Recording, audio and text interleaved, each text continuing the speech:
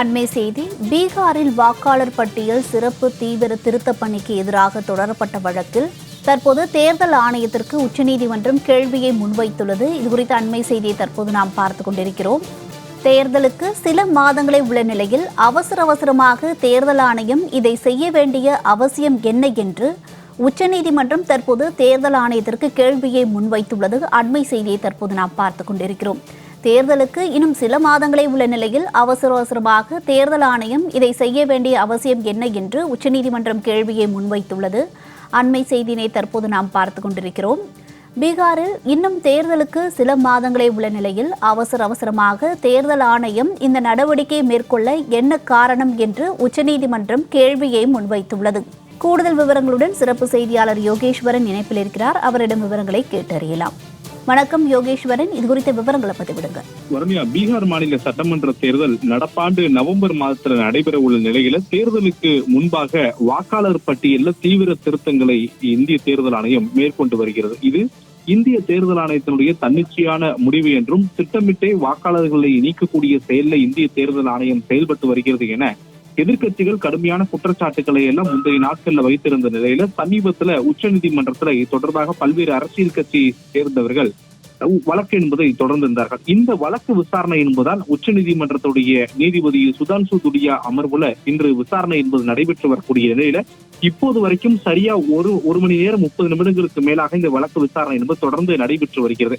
இப்போதும் இந்த வழக்கு விசாரணை நடைபெற்று வரக்கூடிய நிலையில இது மீண்டும் உணவு இடைவெளிக்கு பிறகு விசாரணைக்கு எடுத்துக் கொள்ளப்படும் அப்படின்னு எதிர்பார்க்கப்படுகிறது. அதே நேரத்துல இப்போது வரைக்கும் முன்வைக்கப்பட்டக்கூடிய வாதங்கள்ல 2 விஷயத்தை புரிஞ்சு கொள்ள முடியுது. ஒன்று, நீதிபதிகள், மற்றொன்று எழுப்பக்கூடிய கேள்விகள், மூன்றாவது இந்திய தேர்தல் ஆணையம் கொடுக்கக்கூடிய பதில்கள். இதுல தேர்தல் ஆணையத்தை பொறுத்தவரையிலுமே இந்திய தேர்தல் ஆணையத்திற்கு இருக்கக்கூடிய மக்கள் பிரதிநிதித்துவ சட்டத்தின் அடிப்படையிலே தான் நாங்கள் இந்த நடவடிக்கைகளை மேற்கொள்கிறோம் என்று இந்திய தேர்தல் ஆணையம் தரப்பிலிருந்து வாதங்கள் எல்லாம் முன்வைக்கப்பட்டது. ஆனால் நீதிபதிகளோ இத்தகைய நடவடிக்கைகள் எல்லாம் மேற்கொள்ள வேண்டும் என்றால் இந்த நடவடிக்கைகளை தனியாக மேற்கொள்ளலாமே, ஏன் பீகார் சட்டமன்ற தேர்தல் நடைபெறும் போது இதனை சேர்த்து நடத்துகிறீர்கள்?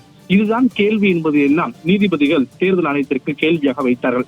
மனுதாரர்கள் தரப்புல ஆஜராகக்கூடிய பல்வேறு மூத்த வழக்கறிஞர்களை பொறுத்தவரையிலுமே 11 வகையான அடையாள அட்டைகள், குறிப்பா சமர்ப்பிப்பு ஆவணங்கள் எல்லாம் சமர்ப்பிக்கப்பட வேண்டும் என்று தேர்தல் ஆணையம் சொல்கிறது. இதுல ஆதார் அடையாள அட்டை சேர்ப்பிக்கப்படாது என்று அவர்கள் சொல்கிறார்கள். இதுவே முதல் சதி என்றுதான் நாங்கள் கருதுகிறோம்.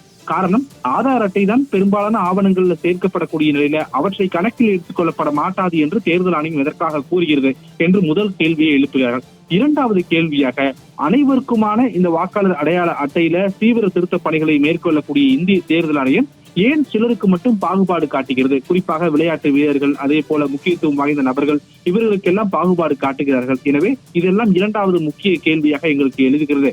எனவே தேர்தல் நேரத்தில் இது போன்று செய்யப்படுவதுதான் தங்களுக்கு பெரும் சந்தேகத்தை எழுக்கிறது என்று அவர்கள் தரப்பிலிருந்து வாதங்கள் எல்லாம் முன்வைத்தார்கள். அதற்கு நீதிபதிகள் ஆதார் அடையாள அட்டை சேர்க்கப்படாதான் இப்போது மனுதாரர்களுடைய முக்கியமான பிரதான கோரிக்கையா என்று அவர்கள் கேட்டபோது இல்லை, ஆனால் தேர்தல் நேரத்தில் இது செய்யப்படுவதுதான் தங்களுக்கு பல்வேறு சந்தேகங்களை எழுப்புகிறது என்ற எல்லாம் இந்த பதில் கேள்விகளையும் வாதங்களையும் முன்வைத்தார்கள். சற்று நேரத்திற்கு முன்பாக இந்திய தேர்தல் ஆணையம் தரப்புல ஆஜரான மூத்த வழக்கறிஞர்களை பொறுத்தவரையிலுமே இந்திய தேர்தல் ஆணையத்துக்கு இருக்கக்கூடிய அதிகாரங்களை பயன்படுத்தி மட்டுமே இந்த நடவடிக்கைகள் எல்லாம் மேற்கொண்டு வருகிறது.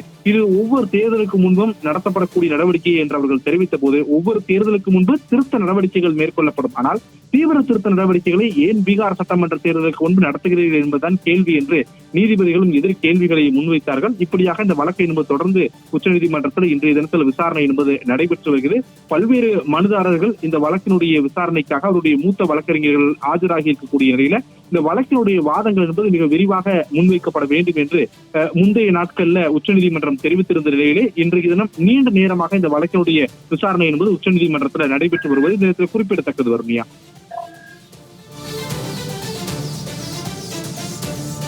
யோகேஸ்வரன், விவரங்களுக்கு நன்றி.